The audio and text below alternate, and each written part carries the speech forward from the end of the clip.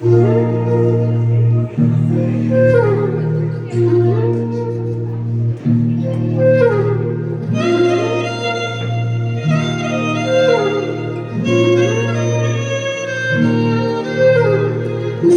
ಜೊತೆ ನನ್ನ ಕಥೆ ಒಂದೊಂದು ಸಾಲು ಜೀವಿಸಿದೆ. ನನ್ನ ಜೊತೆ ನಿನ್ನ ಕಥೆ ಬೇರೊಂದು ಲೋಕ ಸೃಷ್ಟಿಸಿದೆ.